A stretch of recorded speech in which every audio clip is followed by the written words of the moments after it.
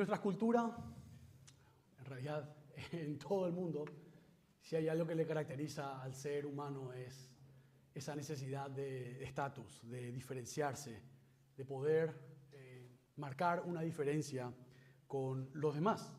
Nos gusta la exclusividad, nos gustan los barrios cerrados con guardia de seguridad, nos gusta esa diferenciación de quiénes pueden estar aquí y quiénes no, nos gustan los clubes sociales, donde solamente pueden ser miembros los de algún apellido especial o los que tienen el dinero para pagar una membresía.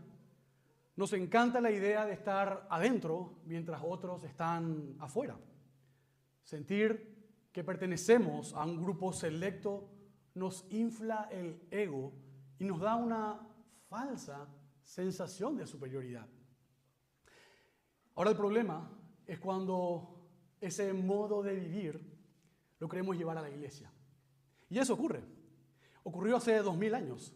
Cuando queremos convertir la iglesia en un club social selecto, donde solamente algunos pueden ser parte y está con las puertas cerradas para otros. Y no ocurrió solamente hace 2000 años. Ocurrió también en el Antiguo Testamento. Veíamos la historia de Jonás, donde Jonás se resistía. De hecho, el pasaje que vamos a estudiar hoy es prácticamente un paralelo de lo que es el libro de Jonás. Y pasa también hoy. Iglesias exclusivistas. Iglesias que, por la pura gracia de Dios, que reciben y tienen una buena doctrina, desprecian a otros y cierran las puertas a otras personas. Cierran el cristianismo y ven con menosprecio, con indiferencia a otros, incluso hermanos. El pasaje que vamos a estudiar hoy es un terremoto espiritual. Es el momento en que Dios agarra las puertas de eso que era su iglesia, que era el club, y lo tira, lo derrumba y lo abre de puerta a puerta. Dios agarra las puertas de todo lo que era la religión del Antiguo Testamento, la religión judía, y las tira para siempre, abriendo esta nueva religión, por decirlo de alguna manera, porque de nueva no tenía nada, a todo el mundo, cumpliendo en realidad lo que ya estaba marcado desde el mismo Génesis, cuando dice, en ti serán benditos todos los pueblos. Cuando vemos en Isaías que dice, será luz para las naciones. La Biblia nunca nos habló de un pueblo exclusivo para Dios. Nos habla de un Dios que nos llama a ser parte de su pueblo. Pero no llama a una nación, llama a todos. Y eso es lo que vamos a estudiar en esta mañana. Hoy vamos a ver la inauguración oficial del Evangelio a los gentiles. El Evangelio llegando más allá del territorio judío. Y esto es tan importante para nosotros porque nosotros éramos parte de ese pueblo gentil. Pertenecíamos a aquellos que estaban excluidos del pueblo de Dios. Hoy el Evangelio llega a nosotros a través de esta puerta que Dios mismo derrumba en el pasaje que vamos a estudiar esta mañana. Así que les invito a que abran sus Biblias en el libro de los Hechos de los Apóstoles, el capítulo 10, los versículos 24 al 43. Repito el pasaje que vamos a estudiar esta mañana. Están en Hechos 10, los versículos 24 al 43. Dice así la santa palabra de Dios. Al otro día entró en Cesarea. Cornelio los estaba esperando, habiendo reunido a sus parientes y amigos íntimos. Cuando Pedro iba a entrar, Cornelio salió a recibirlo y postrándose a sus pies lo adoró. Pero Pedro lo levantó diciendo, ponte de pie, yo también soy hombre. Conversando con él, entró y halló a muchos reunidos. Y les dijo, ustedes saben que no es lícito para un judío asociarse con un extranjero o visitarlo. Pero Dios me ha mostrado que a ningún hombre debo llamar impuro o inmundo.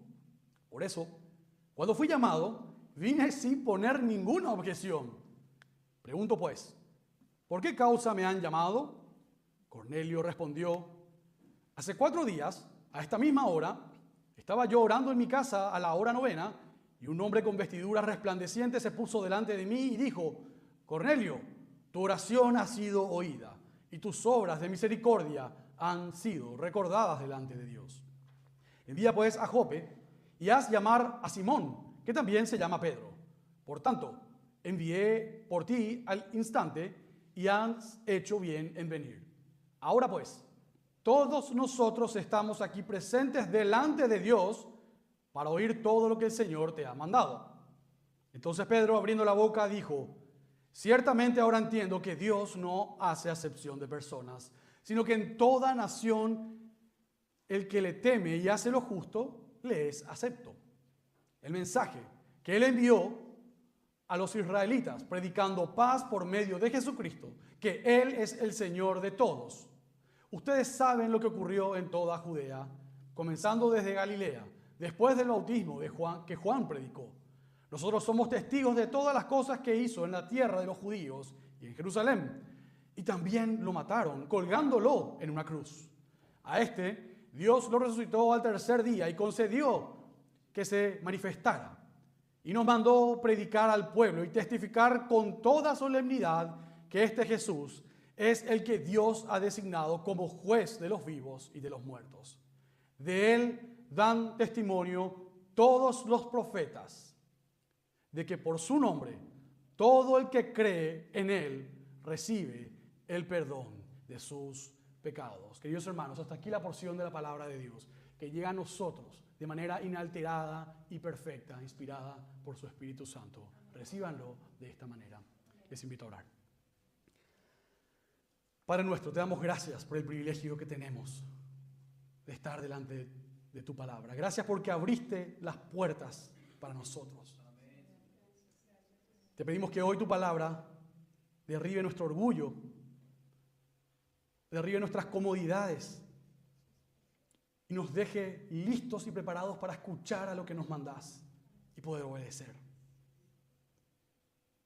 Ayúdanos, Señor, a concentrarnos en esta mañana para poder salir conociéndote más a vos, glorificándote mejor, siendo más a la imagen de Cristo. Yo te pido, Señor, que los dichos de mi boca y que la meditación de mi corazón sea grata delante tuya. Amén. Muy bien, queridos hermanos, el domingo pasado vimos cómo Dios estaba trabajando magistralmente en dos escenarios distintos. Veíamos cómo trabajaba con un Pedro que estaba en la casa de un, ¿cómo que se llama? Alguien que trabajaba con el cuero, un curtidor, alguien que sería impuro para la tradición judía, pero que por encontrarse en territorio judío, como que estaba bien, como que para Pedro era, hasta acá estoy con una persona, pero él está dentro del pueblo, así que me hospedo con él y estoy aquí listo para entregar el evangelio. Pero veíamos que al mismo tiempo Dios trabaja en una visión mostrándole que él debía acercarse a aquello que él consideraba impuro y diciéndole finalmente: no llames impuro aquello que yo he santificado, aquello que yo he apartado. Y también nos mostraba la otra escena, nos mostraba qué pasaba del otro lado del puerto.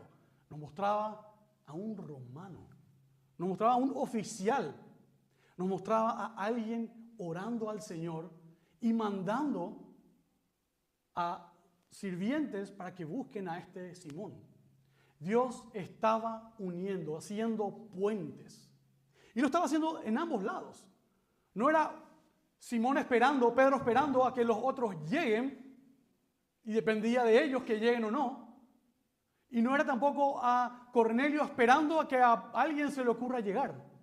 Dios estaba obrando activamente para que su palabra rompa las barreras culturales de ese momento, para que dé ese paso. Estaba afirmando en ambos lados que es Él quien estaba llevando adelante eso. Entonces vemos que a través de un ángel, Cornelio recibe un mensaje y muestra obediencia. Vemos que a través de un ángel, Pedro recibe una misión que primero crea una resistencia, pero finalmente lo entiende, aprende y avanza también en obediencia. Y hoy Pedro finalmente cruza ese umbral, esa barrera que ningún judío ortodoxo se hubiese animado a cruzar. Entre la casa de un romano, un gentil, un comandante del ejército opresor. Y es interesante porque les mostraba, o sea, les hablaba de el paralelismo que hay con el libro de Jonás. Cuando Jonás es enviado a predicar, dice que él estaba en Jope, pero que en Jope, en vez de ir a Nínive, se va al punto opuesto. Nínive era la capital asiria. Era el mayor opresor del pueblo de Dios en ese momento. Y ahora Dios le está mandando a Pedro a ir junto a un oficial romano, del grupo que habían matado al mismísimo Mesías, su mayor opresor. Dios está afirmando que para él no hay barreras, no hay acepción de personas, y lo hace de la manera más tajante. Y nos muestra cómo las cosas quedan parejitos, que no hay diferencias entre uno y otro. Así que vamos a dividir el texto de esta mañana en 4 verdades que derriban los muros. El primero es el suelo nivelado de la gracia, los versículos 24 al 29, la urgencia de la predicación, los versículos 30 al 35, el Señor de todos, el versículo 36 al 41, y el juez que es nuestro abogado, los versículos 42 al 43. Pasamos ahora al primer punto. ¿Cambio? ¿Estamos bien? Primer punto. Ahora, miren la tremenda escena del versículo 25. Cuando Pedro, el gran apóstol judío, entra a la casa de Cornelio, un centurión romano, una autoridad, un hombre con poder imperial, hace algo impensable. Se tira al suelo y se postra a los pies de un pescador judío para adorarlo. Uno esperaría que ocurra todo lo contrario, que el oficial romano esté esperando a que él venga, porque Dios le mandó que venga junto a él para postrarte ante mí y decirme lo que tenés que decirme. ¿Qué es lo que tenés que hacer? Pero no, es un romano con un temor del Señor, pero que todavía no termina de conocerlo, no termina de entender. Y eso es exactamente lo que viene a ocurrir ahora. Viene a entender qué es lo que está pasando. Viene a recibir el Evangelio. Entonces se tira al suelo y en su mente pagana, si un hombre viene con un mensaje del cielo, esta persona es un semidios, es un enviado de Dios. Y por eso se tira para adorarlo. Pero miren la reacción fulminante de Pedro en el versículo 26. Dice que lo toma y le dice: levántate pues, arriba, ponte de pie, que yo también soy un hombre como vos. Aquí chocan dos como visiones totalmente equivocadas y que el Evangelio viene a destruirlas totalmente. A un pagano que se estaba arrodillando ante quien consideraba un semidios, y también está quebrando ese elitismo judío que se creían por encima de los demás, como los fariseos acostumbraban a tratar a los demás. Está nivelando el suelo. El gentil pagano cree que hay hombres divinos a los que hay que idolatrar, de los que hay que respetar de una manera especial.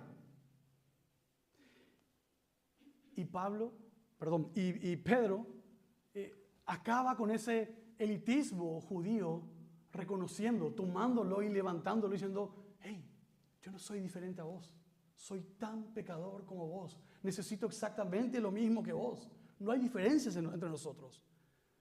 Pedro entendió la lección de las sábanas del cielo al decirle: ponte de pie, yo también soy hombre. Pedro estaba nivelando el suelo, lo estaba poniendo al mismo nivel. Le estaba diciendo: Cornelio, yo no estoy en ningún pedestal. Y vos no sos ningún perro inmundo. Yo no soy ningún semidios. Los dos somos simplemente pecadores que necesitamos desesperadamente la misericordia de Cristo. Queridos hermanos, a veces para nosotros es difícil mantenernos en suelo nivelado. Como cristianos y especialmente como presbiterianos reformados, corremos el gravísimo peligro del elitismo religioso. A veces nos llenamos de orgullo teológico porque conocemos las doctrinas de la gracia, porque conocemos la Biblia, conocemos la teología bíblica, porque citamos a Calvino, a los puritanos, o porque tenemos una teología robusta, porque leemos y sin darnos cuenta construimos un altar para nosotros mismos. Miramos desde arriba a otras denominaciones O miramos con desprecio a la gente del mundo que está hundido en el pecado, olvidándonos por completo que la única diferencia entre ellos y nosotros no es nuestra inteligencia moral, sino la pura e inmerecida misericordia de Dios. Si vos te crees superior a alguien que no conoce a Dios, no entendiste el Evangelio. El Evangelio te baja de ese pedestal de la soberbia, te recuerda que sos de barro y te obliga a agacharte a ese barro para levantar a otras personas. Ese es el llamado del Evangelio para cada uno de nosotros. Queridos hermanos, la gracia no te sube a un pedestal para juzgar, te baja al polvo para levantar al caído. Y este mismo Dios que nivela el suelo para destruir nuestro orgullo es el que sigue derribando distancias hoy para darnos esperanzas. Sé que hay madres aquí con el corazón quebrantado porque sienten que sus hijos están lejos. Pueden ser geográficamente, como mi querida hermana Norma, que tiene a su hijo ahora en España. Puede ser espiritualmente. Puede ser incluso por diferencias culturales de la edad. A mí me toca todavía casi de rebote, pero hoy, conviviendo con preadolescentes, siento que la brecha que se está abriendo es tremenda. Hijos que dicen, este señor no tiene idea de lo que habla. Él habla de cosas que como eran antes. Hijos que no reconocen la inteligencia, la sabiduría que hay en los padres. Es algo que nos pasa a todos. Hijos que dicen, mi papá no entiende nada. Mi mamá no tiene idea de lo que habla. Las cosas ya no son así. Hay brechas gigantescas en familias aquí. Pero Dios puede quebrar esas distancias. Dios puede acercar hijos a madres, a padres. Puede restaurar familias. Puede traer sanidad. Pero es importante entender que quien lo hace es Dios. No mamá, no papá. Es Dios, pero nos llama a estar dispuestos a recibirlos cuando sea necesario. Si Dios pudo sentar a Pedro y a Cornelio en la misma sala, Él tiene el poder soberano de alcanzar el corazón de un hijo rebelde, de tocar, de transformar su entendimiento para entender y comprender que lo que los padres dicen o mandan a hacer, lo hacen con amor, lo hacen por experiencia, lo hacen buscando lo mejor para él y no porque no tienen idea de lo que hablan. Ahora el segundo punto habla de la urgencia de la predicación. En los versículos 30 al 33, Cornelio cuenta cómo un ángel se le apareció y le ordenó llamar a Pedro. Y el versículo 33 describe a la congregación que todo pastor sueña tener. Dice, por tanto, todos nosotros estamos aquí sentados, presentes delante de Dios para escuchar lo que Dios te ha mandado. Qué genial sería predicar ante ese auditorio. Gente dispuesta a escuchar lo que Dios quiere decirles. Cornelio está ahí con su familia, sedientos, desesperados por escuchar la palabra viva. Sabían que estaban delante de Dios. Y Pedro, maravillado, dice en el versículo 34, ciertamente, ahora entiendo que Dios no hace acepción de personas. Esta expresión refleja el contraste de cómo los jueces del siglo I juzgaban a personas según su estatus. En el momento del siglo I, cuando está predicando Pedro, era parte de la rutina que los jueces juzguen según la cara de quien viene, según su estatus, según su poder adquisitivo, según su familia. Él está aquí diciendo, este juez no hace acepción de personas. Este juez no mira la cara para emitir juicio y para juzgar. No mira la billetera. Dios no hace eso. Dios juzga sin mirar las caras. Pero aquí hay un detalle teológico también brutal. Dios había estado obrando en el corazón de Cornelio antes de que Pedro llegara. El ángel le dijo que sus oraciones fueron escuchadas en el versículo 31. Cornelio era un hombre piadoso. Sin embargo, Cornelio no podía salvarse solo por su piedad. El ángel no le predicó el evangelio. El ángel le dijo que mandara a buscar a Pedro. Y en el capítulo 11, vamos a ver más adelante, versículo 14, cuando Pedro cuenta esta misma historia de lo que pasó con Cornelio, aclara que el ángel le dijo a Cornelio que llamara a Pedro, el cual te hablará palabras por las cuales serás salvo. No hay salvación sin el evangelio. No hay salvación. Es imposible llegar a la salvación sin escuchar el evangelio. Dios preparó la tierra, pero Pedro tenía que ir a sembrar la semilla que Dios mismo le había mandado a sembrar. Y eso es exactamente lo que muchas madres que nos acompañan hoy hacen en el día a día. Llevan años preparando el terreno en oración constante, en fidelidad en el hogar, sembrando el evangelio, arrodillándose y clamando por sus hijos, por su matrimonio. Y quizás todavía no es el momento en el que Dios entra definitivamente en la vida de sus hijos. Querida mamá, quiero animarte, mostrándote lo que el texto dice. El texto no te pide que controles ese momento. No te pide que seas vos quien convierta a tu hijo. Te pide que seas fiel, que sigas orando. Cornelio tenía todo listo, oraba y reunió a su familia incluso antes de entender todo lo que vendría. Dios ve esa preparación en tu casa. Dios escucha tus oraciones y a su tiempo el Señor hará caer la semilla para su gloria y para su honra. Para el resto de la iglesia, esta también es una advertencia que necesitamos escuchar con urgencia. A veces, basándonos en nuestra teología de la elección, en la soberanía de Dios, que es así, y la proclamamos, caemos en una actitud extrema de que no es necesario salir a predicar, no es necesario predicar. El Señor llamará a los suyos y traerá a los suyos. Y amén, así es. Pero Dios nos llama también a ser puentes, a ser quienes entregan el evangelio, a salir y a estar dispuestos a recibir al quebrado, al apartado, al despreciado. No podemos decir, si Dios ya eligió los suyos, Él será soberano y Él lo irá trayendo. Acá nosotros le esperamos, ellos solitos van a llegar. Eso no es lo que Dios quiere. Dios nos llama a salir, a unir, a salir a buscar a los perdidos. Y Él los traerá aquí. Hermanos, eso no es teología reformada. Eso es una herejía y sobre todo es desobediencia a lo que Dios nos manda a hacer.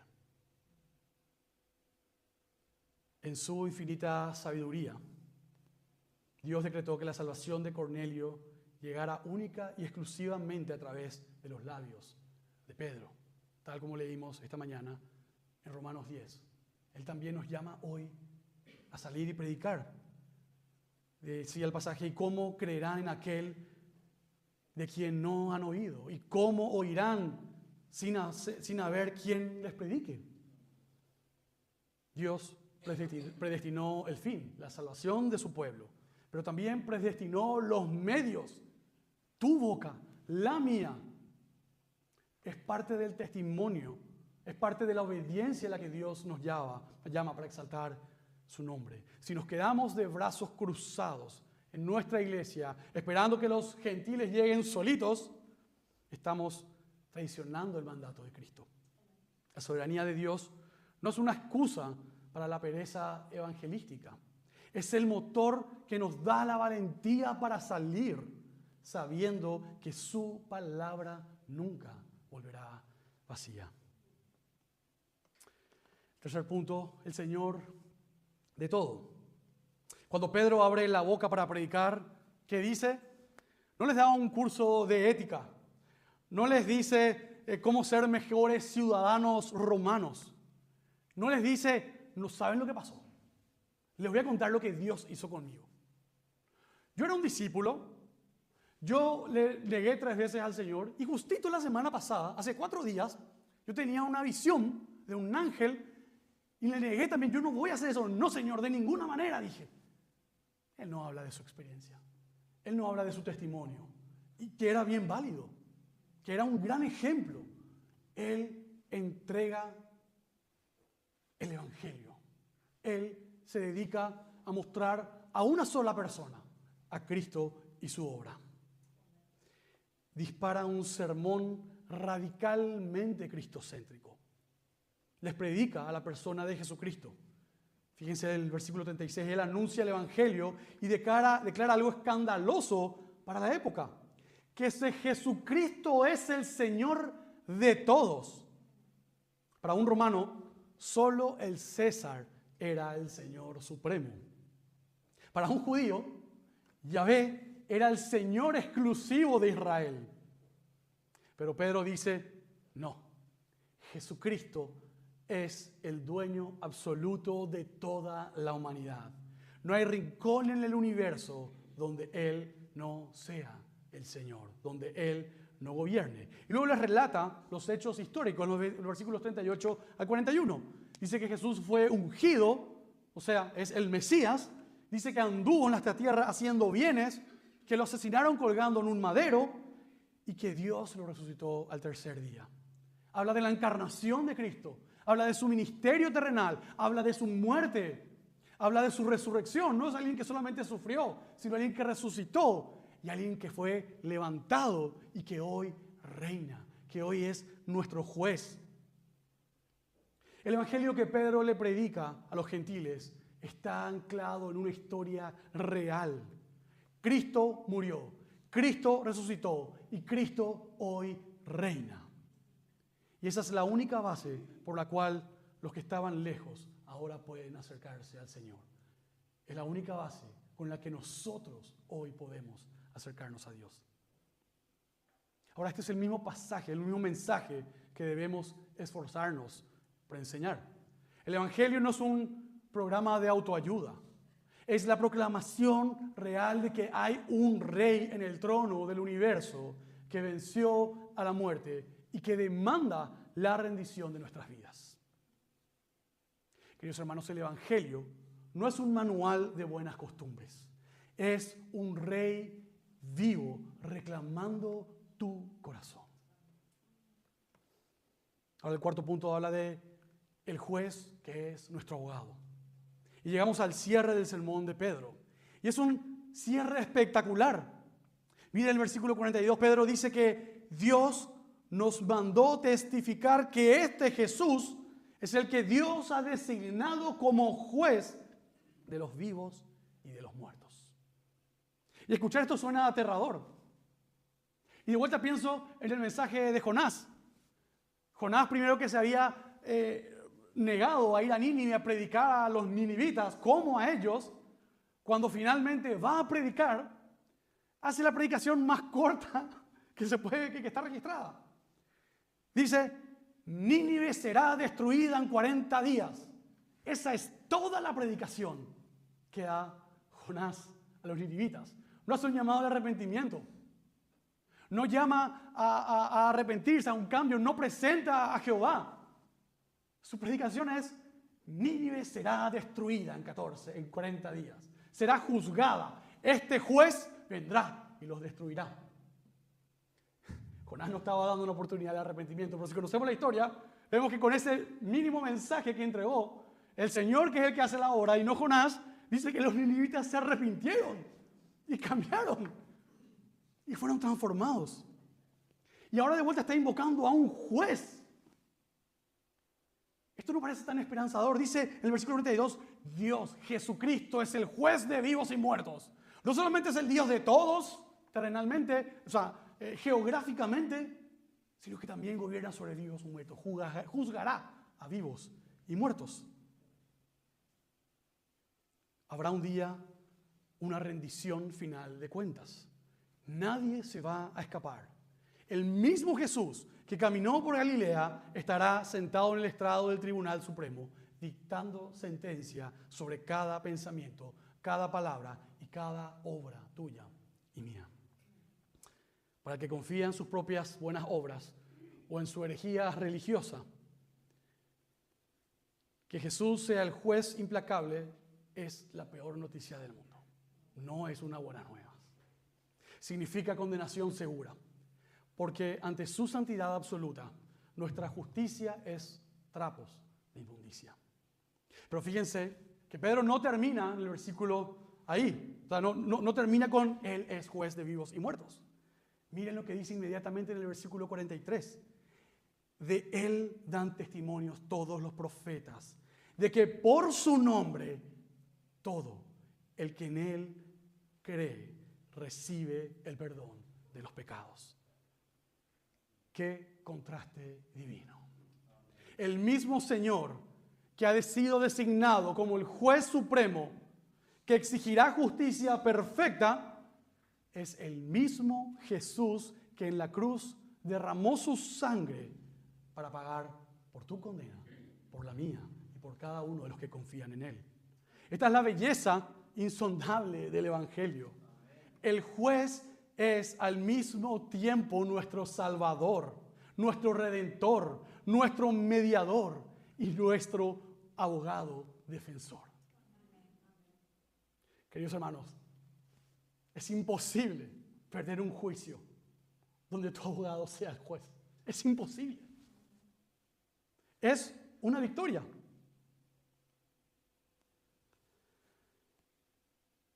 Esa es la noticia que Cornelio y su casa escucharon. Y esa es la misma noticia que nos salva hoy. Cristo es un juez justo. Pero para todo el que cree en Él, ese juez se quita la toga, se pone a tu lado y dice, yo pago la fianza. Su cuenta está saldada. Yo lo represento. ¿Te das cuenta por qué el versículo 42 no es ahora una amenaza para nosotros? Sino que es la mejor noticia del universo para los que creen. Significa que nuestra absolución es firme, porque la firmó el juez supremo. Queridos hermanos, el mismo juez que dicta tu sentencia es el Salvador que paga por tu condena. Hermanos, la casa de Cornelio nos confronta esta mañana. Dios abrió las puertas de esa iglesia exclusiva, cerrada. El suelo se niveló al pie de la cruz. Ya no hay lugar para el orgullo, no hay lugar para el elitismo religioso. No importa qué tan reformados seamos o cuánta teología sepamos. Si no salimos a predicar a Cristo, estamos desobedeciendo a aquel que es el Señor de todos. Dios nos llama a salir al encuentro de los Cornelios que están afuera, esperando escuchar las palabras que vos tenés en tu boca. Dejemos de cruzarnos los brazos y empecemos a salir afuera con el mensaje del Evangelio, el cual vemos descrito en este pasaje. Si hoy estás aquí o estás escuchando este mensaje por primera vez, bueno, ya conoces quién es tu juez. El tribunal ya está establecido. Jesús es el Señor y el juez de vivos y muertos. No podés evadir su juicio. Pero la oferta de gracia está sobre la mesa. Todo el que cree en Él hoy mismo tendrá el perdón de los pecados. No confíes en tus propias buenas obras, porque no alcanzarán. Ríndete a Cristo hoy. Confía en el juez que se entregó para ser tu Salvador. Queridos hermanos, la pregunta no es si Dios puede salvarte, es si puedes confiar en su obra para tu salvación. Quiero terminar dirigiéndome a las mamis de esta mañana que se preguntan una y otra vez, ¿lo estaré haciendo bien? ¿Será que hago lo suficiente? ¿Por qué no veo frutos en mis hijos? ¿Por qué no veo cambios? ¿Por qué las cosas son como son? Querida hermana, gracias por tu oración, gracias por tu entrega, pero recuerda que eso no depende de vos, sino de Dios. Mantente fiel, clama a Él y descansa en Él. Su voluntad es buena y perfecta, y a su tiempo Dios escuchará tus plegarias. Les invito a orar. Señor Jesucristo, te reconocemos como el Señor de todos y gracias porque viniste hasta los confines de la tierra, porque tu evangelio fue proclamado en Paraguay, en Luque. Gracias, Señor, porque hoy lo hemos escuchado, porque somos llamados, Señor, a reconocerte como nuestro Salvador, como nuestro glorioso abogado defensor. Te pedimos perdón por nuestro elitismo religioso, por la soberbia con la que a veces miramos a los demás y por la pereza que nos mantiene de brazos cruzados mientras el mundo necesita escuchar tu evangelio. Te rogamos que enciendas en nosotros la urgencia de predicar tu palabra. Levántanos de nuestra comodidad y envíanos al mundo, de nuestra ciudad, nuestras familias. Bendice a cada madre que con lágrimas prepara el terreno en oración por sus hijos. Consuélalas y dales la certeza de que no hay distancia que vos no puedas acortar. Y para todo aquel que hoy escucha y no te conoce, te pedimos que tu gracia derribe sus muros y puedan encontrar en ti el perdón inmerecido de sus pecados, tal como lo hiciste con nosotros. Oramos todo esto en el nombre de Jesús.